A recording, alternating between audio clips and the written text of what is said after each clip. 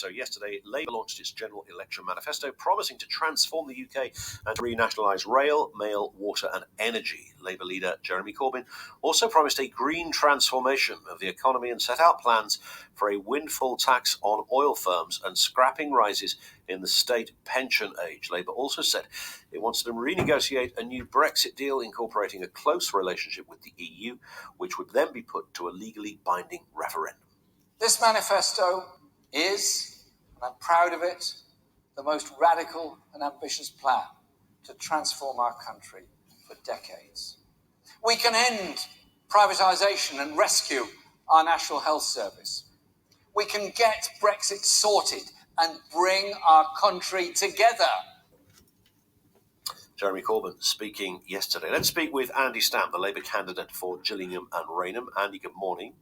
Hello there. Good morning, Ian. Nice to have you with us. You'll be familiar, of course, with the detractors on this one. It's a lot of money. How are you going to pay for it? Well, we're the fifth richest country in the world, but the gap between rich and poor is growing at an ever-increasing rate under the Conservatives. And it's time to challenge the status quo in order to redistribute wealth and redistribute power and devolve it down to our communities. We were told back in 1945, the Conservatives said to the public that Labour's plan to create the NHS was unaffordable and unachievable. But the Labour government that won the 1945 election proved the Tories wrong. We founded the NHS, we found the money to create the NHS, and it's still here decades later. I think Henry Wilnick, who was the Conservative health minister who proposed a socialised health system, might have something to say about that, but we won't split hairs on history in that respect. Let's bring it bang up to date. I mean, you say about the fifth richest country. I think we're the sixth largest economy, Andy Stamp, on that point, as distinct from the fifth richest country. Our GDP, I think, puts us at something like 28th. I don't think it's all roses out there. Well, in terms of the levels of expenditure that we're proposing, it's in line with that of most other European countries, including Germany, Sweden, Norway and Denmark. They're all modern, successful economies with compassionate, caring societies, and their citizens are amongst the happiest on the planet. So if they can do it in the rest of Europe, I'm sure we can do it here in Britain. Yes, I mean, To be honest, I'm tired of the Conservatives saying they're talking down the country, they're saying that things can't be afforded. But we tell our young people to be ambitious, to strive to fulfil their potential, to aim high. And the Conservatives are constantly talking down this country, talking down our people and putting people in shackles and saying that it can't be done. Well, I think we need to have a much more positive vision for our country. Well, isn't the Conservatives and other parties... Okay, the Conservatives and other parties, Andy, would say, actually, no, we are the very opposite to that. We're saying it can be done. You can be ambitious. You know, it's not all about what the state will give you. We have lots of opportunities. We've got record employment. We still have growth where lots of other European countries don't have growth. The amount we spend per capita is pretty much on parity. In fact, it exceeds countries like South Korea, for example. So, you know, these are good, modern, vibrant economies. So nothing to see here, Gov. Well, I couldn't disagree more, actually. When Labour left office in 2010, the economy was actually growing and unemployment was falling. And then we had the Conservatives with their programme of austerity, which has led to the number of people sleeping rough on our streets more than doubling since 2010. A fifth of the UK population now lives in poverty. We've had public sector workers who have had their wages frozen for a decade. And local council budgets have been slashed by 60%, which means we don't have the youth services, the Sure Start children's centres and the social services to support our young people. This, of course, came on the back of 2008 when every party promised a series of austerity plans going forward for the next decade.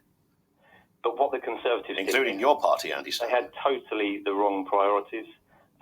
They gave tax cuts to the wealthy and to big businesses at a time when they were cutting police. Which wealthy got it? Who were the wealthy people that got a tax cut? Where was that?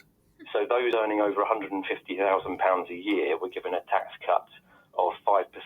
Right. And corporation tax was slashed for big businesses. Which was 5% more than it was under the previous Labour administration, wasn't it? Sorry? It was still more than it was under the previous Labour administration. No, the last Labour government increased the top rate of tax to 50p to 50p for about 3 weeks. But it was higher under the Labour government. For 13 years, it wasn't, is my point. Well, was at a time when they took a political decision to cut funding for our communities, to increase homelessness, to cut police numbers by 21,000, which has led to a serious increase in crime in our communities. They've taken the wrong decisions time after time, and we feel that it's time for real change in our communities, to invest in people, to invest in skills for the 21st century, to invest in our communities, and to invest in infrastructure for the economy that's going to come over the decades going forward. Why will my water be better if it's delivered by the state rather than a private company? So when you look at the water companies, it's not actually true competition. The water industry is a natural monopoly. The profits that the water companies make are not being reinvested in infrastructure. We have some of the highest rates of water leakage in the rest of the world in terms of comparable countries. Shareholders are being given huge dividends, and yet the taxpayer is still subsidising that water infrastructure. So we're subsidising private companies to make huge profits. But they do, of course, invest. They will argue, of course, Andy, that they invest. Most of what comes back goes back into investment. Well, I'm afraid it doesn't. If you look at Southern Water in particular, the main sewerage provider and water company in this area, they've made profits of hundreds of millions of pounds. And that doesn't get reinvested; it gets given to shareholders. Why is that about? If they're able to do both, if they're able to do more with less, why would you want to put something as seismic as that back into the state, where you remove lots of incentives by nationalising it, you potentially increase the amount of people required to work on it, and the service you get at the other end is at best no better?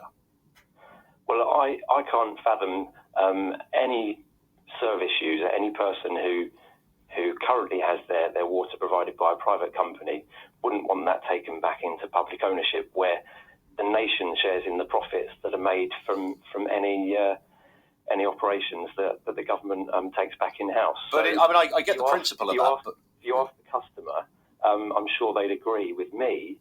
The people of Kent would agree that they wouldn't want to see their water bills going up to subsidise the profits of a company that doesn't really care about the service it provides. I'm sure that the water companies would say they care deeply because it is their business. They are there also to make a profit while simultaneously delivering a very efficient service that can't be matched by the bureaucratic nature of the state. And I think you're right. I think lots of people might get a nice warm feeling in the pit of their belly thinking we own the water.